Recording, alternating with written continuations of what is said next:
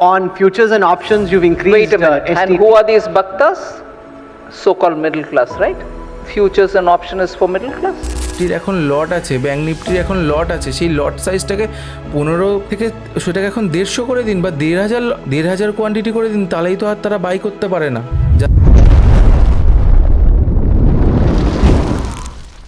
নমস্কার বন্ধুরা, কেমন আছেন আপনারা সবাই? আশা করি আপনারা প্রত্যেকে খুব ভালো আছেন।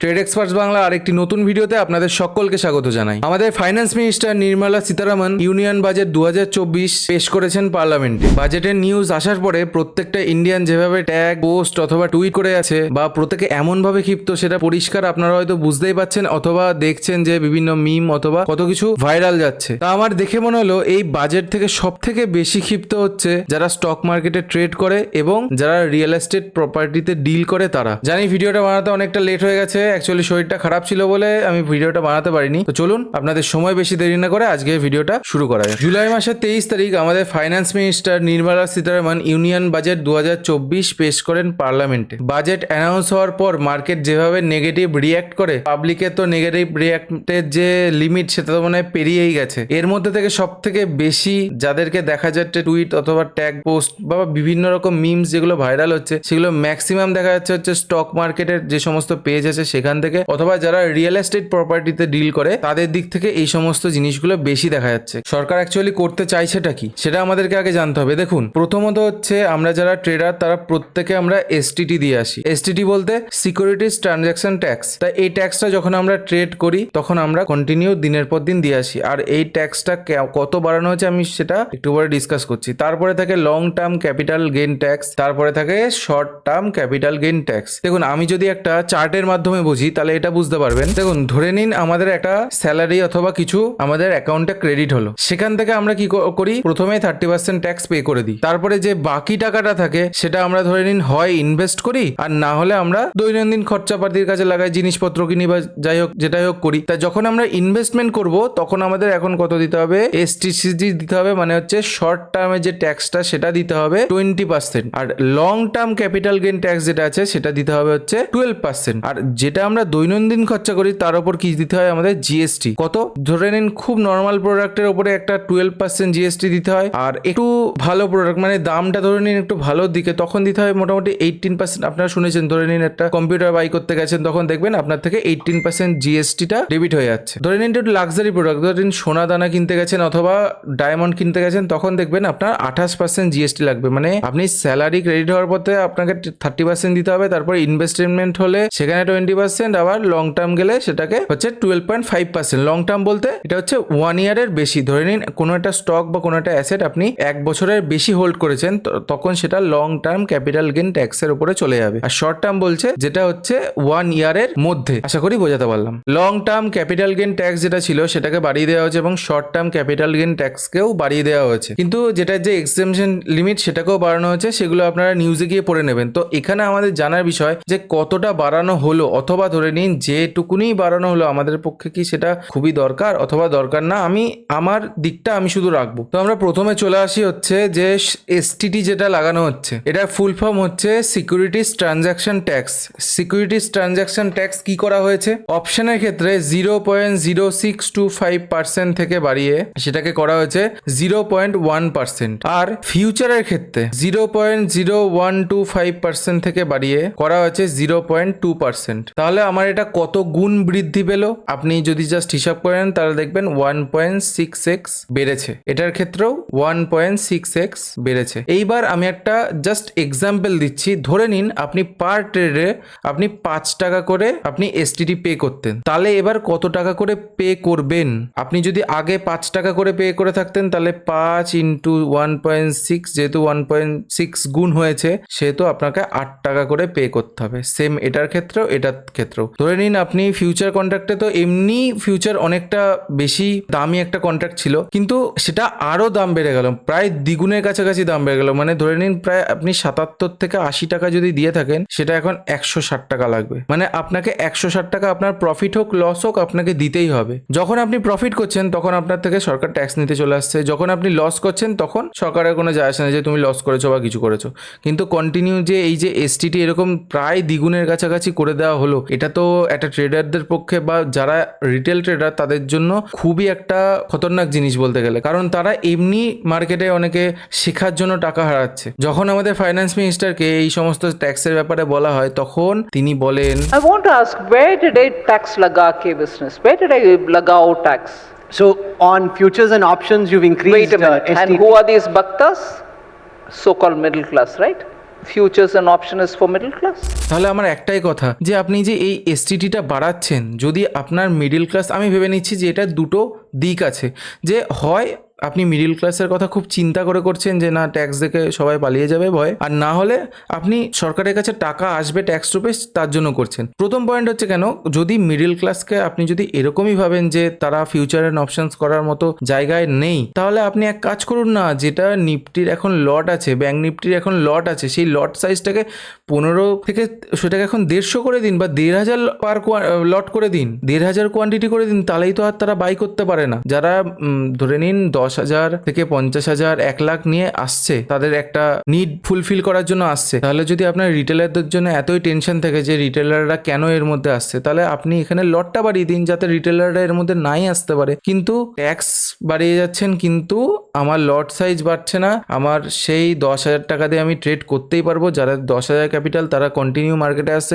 কন্টিনিউ মার্কেটে তারা নতুন যারা না শিখে আসছে লস করছে, আর সরকারের ঘরে কি ঢুকছে, এই এসটিটিটা 0.1% এখন ঢুকবে, আর ফিউচার্সের ক্ষেত্রে 0.02% ঢুকবে। তো আমার একটাই কথা যে রিটেলারদের যদি এরকম বলা হয় যে না রিটেলাররা এরা যোগ্য না বা এরকম কিছু একটা জানানো হচ্ছে, যেটা ওই কথার মাধ্যমে বোঝা যায়, তো সেইখান থেকে আমরা বুঝতে পারছি হয় তিনি রিটেলারদের নিয়ে চিন্তা করেন খুবই যে না তাদের লস হতে পারে, অথবা যে সরকার নিজের ঘরে যে ট্যাক্স আসবে সেটার দিকে তাকাচ্ছে। আমি এই বছর ধরে নিন 50,000 টাকা আমি এসটিটি দিয়ে এসেছি, তাহলে আমাকে পরের বছর কত গিয়ে ভরতে হবে যদি আমি একই ক্যাপিটালে প্রায় ট্রেড করি? মোটামুটি ধরে নিন 80 থেকে 90,000 টাকা আমাকে এসটিটি দিতে হবে। কেন? তারপরে ব্রোকারেজ থাকে, তারপরে আদার্স সেবি চার্জেস, স্ট্যাম্প ডিউটি, হাজারো রকমের ট্যাক্স আর চার্জ। তো এইগুলো মিলিয়ে তো একটা রিটেল ট্রেডার তো অটোমেটিক্যালি ধরে নিন 10,000 আনলে সে যদি 10টা ট্রেড নেয় তার অলরেডি 2,000-3,000 মতো তার এইসব জিনিসেই চলে যায়। তো একটা ছোট্ট ট্রেডার হয়ে আমি এটুকুনি বলতে পারি যে যদি রিটেলের জন্য এতটাই টেনশন হয় তাহলে লটটাকে বাড়ান। আপনি ট্যাক্সটা বাড়ালেন, ট্যাক্সটা বাড়িয়ে নিয়ে আপনি বলছেন যে ফিউচার অপশন কি মিডিল ক্লাসের জন্য, তাহলে আপনি লট সাইজটাকে বাড়িতেন যাতে তারা এন্ট্রি না করতে পারে। যখন তারা দেখবে যে না আমরা অপশনে এন্ট্রি করতে পারছি না, তারা অটোমেটিক্যালি ইন্টারডেতে চলে আসবে। প্রথমে কি করা হলে ইন্টারডেতে ভালো মার্জিন দেওয়া ছিল, সেটাকে কমাতে কমাতে এখন 5x এ নিয়ে আসা হয়েছে। তারপরে সবাই কি করলো, অপশন শিখতে আরম্ভ করলো। অপশন শিখে এখন যেই দেখছে মার্কেট প্রচন্ড ভোলাটিলিটি শো করছে বা প্রচুর রিটেলার আসতে চাইছে মার্কেটে, এখন সবাইকে অপশন থেকে আদার্স যে সমস্ত ট্রেডিং ইনস্ট্রুমেন্ট আছে, ধরে নিন ক্রিপ্টো আছে, ফরেক্স আছে, এইগুলোতে নিয়ে যাওয়ার চেষ্টা করছেন। তো আমার মনে হয় যে ইন্ডিয়ান মার্কেটে ইনভেস্ট করব, ইন্ডিয়ান মার্কেটে ট্রেড করে এসছে এতদিন, তা যারা একদম নতুন তাদের জন্য তো এই ট্যাক্সেশনের জন্য তাদের অর্ধেক লস দায়ী বলতে গেলে। তা আমার মনে হয় যারা নতুন ট্রেডার তাদের জন্য এই ট্যাক্সেশনের ব্যাপারটা তো খুবই বলতে গেলে একটা প্যাথেটিক ব্যাপার হয়ে উঠবে আস্তে আস্তে। এবার নেক্সট যেটা আসি সেটা হচ্ছে রিয়েল এস্টেট প্রপার্টি বা নন ফাইন্যান্সিয়াল অ্যাসেট যেটাকে বলা হয়, সেটার উপর যারা ডিল করে তাদের কি সমস্যা হবে। দেখুন, সবাই হয়তো দেখছে যে আগে তো 20% ছিল, এখন 12.5% করে দেওয়া হয়েছে। হয়তো খুব ভালো করেছে সরকার যে না 20% থেকে 12.5% করে দিয়েছে। তো আমি এটা একটা জাস্ট এক্সাম্পল দেবো যে এটা কিভাবে ক্যালকুলেট হয়। এটা রিয়েল এক্সাম্পল। দেখুন, ইন্ডেক্সেশন যে বেনিফিটটা থাকে সেটাকে উঠিয়ে দেওয়া হয়েছে। ইন্ডেক্সেশন বেনিফিটটা কি সেটাই আমি আলোচনা করব। আপনি 10 লাখ টাকা দিয়ে আপনি একটা জায়গা বা কোনো প্রপার্টি আপনি কিনেছেন, সেটার ধরে নিন আপনি 1 কোটি টাকায় আপনি সেল করছেন, তাহলে যে আপনার অ্যাকচুয়াল প্রফিট সেটা কত হচ্ছে? 90 লাখ টাকা। তাহলে আগের যে ওল্ড ট্যাক্স রেজিম অনুযায়ী আপনার কি করতে হচ্ছে, আপনাকে 20% ইন্টারেস্ট দিতে হতো। এবার দেখুন ইন্ডেক্সেশন বেনিফিটটা কি, যে ইনফ্লেশনটা অ্যাডজাস্ট হয়। ধরে নিন আজকে থেকে 1 টাকার ভ্যালু আজকে থেকে 20 বছর আগে যা ছিল, বা 100 টাকার ভ্যালু 20 বছর আগে যা ছিল, সেটা কিন্তু এখন আর নেই, অনেক বেড়ে গেছে। আজকে 100 টাকা 500 টাকা পকেটে পর্যন্ত থাকে না, এরকম কিন্তু ব্যাপার। তো 1 টাকার ভ্যালু আজকে সেই জায়গায় নেই, 100 টাকার ভ্যালু সেই জায়গায় নেই। তেমনি 10 লাখ টাকার ভ্যালুটা কিন্তু এখনকার দিনে ধরে নিন আপনি যে 50 লাখ টাকা হয়ে গেছে। এইবার আপনার যে প্রফিট অ্যান্ড লস সেটা ধরা হবে কিন্তু এই 50 লাখ টাকার উপরে। ধরে নিন আপনি দেখা যাচ্ছে যে আপনি কিনেছিলেন 10 লাখে, কিন্তু ইনফ্লেশন অ্যাডজাস্টের যে প্রাইসটা হয়ে দাঁড়িয়েছে সেটা হচ্ছে 50 লাখ, মানে এটাকে এক কথায় বেস ভ্যালু ধরা হবে, মানে ধরে নেওয়া হবে যে আপনি এই টাকাতেই কিনেছেন। এটাকে বলে হচ্ছে ইন্ডেক্সেশন বেনিফিট, যে আপনি কিনেছিলেন তখনকার সময় 10 লাখে, সেই টাকাটাও যখন 10 লাখ দিয়েছিলেন এখনকার দিনে সেটা ধরে নিন ভ্যালু 50 লাখ, তাহলে এই 50 লাখ অনুযায়ী কিন্তু আপনার হিসাবটা হবে। তাহলে 50 লাখ থেকে 1 কোটি আপনার প্রফিটটা কত হচ্ছে 50 লাখ টাকা।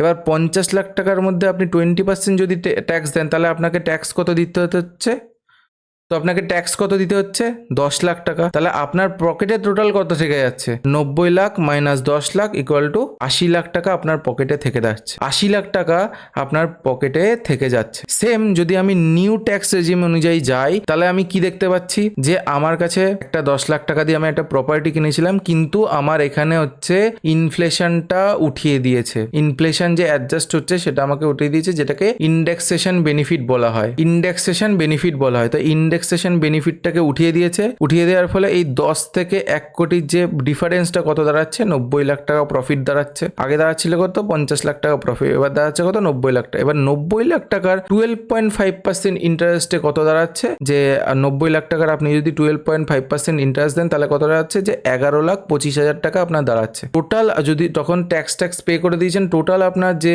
পকেটে কত টাকা থাকছে 78,75,000 টাকা। তাহলে এবার বলুন আপনি নিউ ট্যাক্স রেজিম অনুযায়ী আপনি প্রফিটেবল হলেন না ওল্ড ট্যাক্স রেজিম অনুযায়ী প্রফিটেবল হলেন? বুঝতে পারছেন কারণটা, যে আমি কি বোঝাতে চাইছি? যে এখানে ইম্পর্টেন্ট হচ্ছে এই যে ইনফ্লেশনটা অ্যাডজাস্ট হয়ে যাচ্ছিল, যার জন্য কি হলো যে 50 লাখ টাকা আসছিল, তার উপর 20% আমার 10 লাখ টাকা লাগছিল, কিন্তু সেম আমার কিচ্ছু হয়নি, কিন্তু ইন্ডেক্সেশন যে বেনিফিটটা আমার পাচ্ছি না, যে আমার ডিফারেন্সটা পুরোপুরি 90 লাখ ধরা হচ্ছে, তার জন্য আমার 12% এখানে দিচ্ছি, হয়তো পার্সেন্টেজ আমি কম দিচ্ছি, কিন্তু দেখা যাচ্ছে এখানে আমার 11,25,000টা অটোমেটিক্যালি বেশি আসছে, মানে আমাকে বেশি টাকা পে করতে হচ্ছে। আর আমার পকেটে কত লাগছে, প্রায় ধরে নিন 2 লাখ টাকা কম থাক। তা এইটাই হচ্ছে মেন জিনিস যেটা বুঝতে হবে। আমি জাস্ট একটা এক্সাম্পল দিয়ে বললাম, এগুলো সিআইআই ইন্ডেক্স আছে, সিআইআই ইন্ডেক্সের উপরে আপনাকে ক্যালকুলেশন করে আপনাকে বের করা যায়, সেই ভিডিও আমি ইন্ডেক্সেশনের উপরে নয়, আপনারা যদি কমেন্ট করেন আমি বানিয়ে দেবো, কিন্তু এটা জাস্ট একটা এক্সাম্পল দিলাম যে ওল্ড ট্যাক্স রেজিম অনুযায়ী আমি ইন্ডেক্সেশনের বেনিফিট পাচ্ছিলাম, আর নিউ ট্যাক্স রেজিম অনুযায়ী যে ইন্ডেক্সেশনের বেনিফিটটা সেটা আমি পাচ্ছি না, তার জন্য আমার কি আমার পকেট থেকে আমার এক্সট্রা টাকা আমার চলে গেল কত 1 লাখ টাকার উপরে আমার বেরিয়ে গেল, শুধুমাত্র ইন্ডেক্সেশন বেনিফিটটা পেলাম না বলে। তো এখন এগুলো থেকে আমি একটাই জাস্ট কনক্লুশন দিতে পারি যে যারা ট্রেড করছেন, দেখুন সরকার তো ট্যাক্স বাড়িয়ে দিয়েছে, এই নিয়ে আমি আর কিছু বলতে চাইছি না, আমি জাস্ট বোঝানোর জন্য ভিডিওটা বানালাম। কিন্তু হ্যাঁ, আমি এটুকুনি বলতে পারি যারা নতুন ট্রেড করছেন তারা ভালো করেই বুঝতে পারছেন যে কতটা পরিমাণে ট্যাক্স লাগতে চলেছে। যদি 5 টাকা দিয়ে থাকেন তাহলে কিন্তু এখন 8 টাকা 9 টাকা কিন্তু লাগতে চলেছে। সুতরাং সাবধান হয়ে যান যে ওভার ট্রেডিং এর দিকে যাবেন না, যত ওভার ট্রেডিং করবেন আপনার কিন্তু লস হবে। কিন্তু যখন এসটিটি দিতে যাবেন না, যখন আপনি ট্যাক্স ফাইল করবেন, অথবা ট্যাক্স ফাইল যদি নাও করেন, করা উচিত প্রত্যেকেরই, যদি ধরেন ট্যাক্স ফাইল না করছেন, আপনার প্রতি 6 মাস বা 1 মাস 2 মাস পর আপনারা একটা রিপোর্ট বানিয়ে জাস্ট দেখবেন যে কত টাকা আপনি এসটিটি পে করছেন। তখন দেখবেন আপনার ভিতরে ভয় চলে আসছে যে এত টাকা এসটিটি কোথা থেকে আসছে বা কোথা থেকে আমি পে করছি। আপনার লসের সঙ্গে কিন্তু ওটা বেরিয়ে চলে যাচ্ছে। আপনার 10,000 ক্যাপিটালে আপনি যদি 3-4 টাকা এসটিটি বা এই ব্রোকারেজ দিয়ে থাকেন, তাহলে বুঝতে পারছেন কতটা বলতে গেলে আপনি লসে চলে যাবেন। তো আমি এই জন্যই আমি ভিডিওটা বানাচ্ছি যে যারা নতুন ট্রেডার তারা একটু চিন্তা ভাবনা করুন।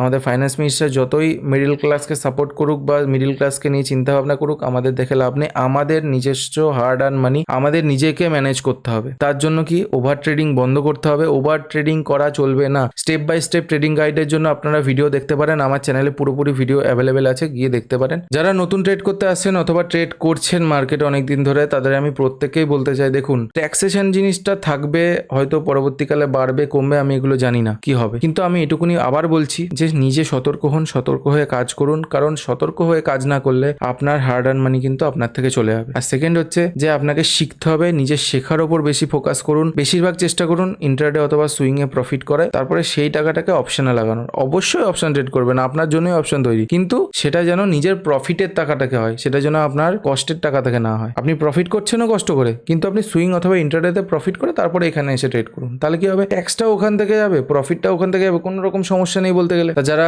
স্টক মার্কেট বিষয়ে একদম ডিটেলসে জানতে চান তা যান, একদম ডেসক্রিপশনে দিয়ে আমার হোয়াটসঅ্যাপ নাম্বার আছে, সেখানে গিয়ে আপনারা কন্ট্যাক্ট করতে পারেন, অথবা লিঙ্কও পেয়ে যাবেন, সেখান থেকেও আপনারা আমার সঙ্গে যোগাযোগ করতে পারেন। তো চলুন, এই ছিল আজকের ভিডিও ট্যাক্সেশনের উপরে। যদি ভিডিওটা ভালো লেগে থাকে তাহলে অবশ্যই চ্যানেলটাকে সাবস্ক্রাইব করে দেবেন এবং ভিডিওটাকে লাইক এবং শেয়ার করে দেবেন। যদি কিছু ইনফরমেটিভ লাগে তাহলে অবশ্যই জানাবেন। আর অনেকেই দেখি এসএমসি কনসেপ্ট আর অর্ডার ব্লক বা এই সমস্ত জিনিসগুলো বা প্রাইস ট্রানজ্যাকশন নিয়ে অনেকেই দেখছি আমাকে কমেন্ট করছেন, এমনকি আমার মেলে ঢুকে মেল করছেন যে এগুলো শিখতে চাই, বা তার জন্য অবশ্যই ভিডিও আসছে, চ্যানেলটাকে সাবস্ক্রাইব করে রাখুন, সামনেই ভিডিও আসছে। আর শরীরটা খারাপ ছিল বলে ভিডিওটা আপলোড করতে একটু দেরি হয়ে গেল। যদি স্টেপ বাই স্টেপ ট্রেডিং শিখতে হয় তাহলে অবশ্যই এই ভিডিওটা দেখতে পারেন, আর এসএমসি কনসেপ্টের জন্য আপনি এই ভিডিওটাকে ফলো করতে পারেন। তো চলুন দেখা হচ্ছে নেক্সট ভিডিওতে, ততক্ষণের জন্য সকলকে রাধে রাধে।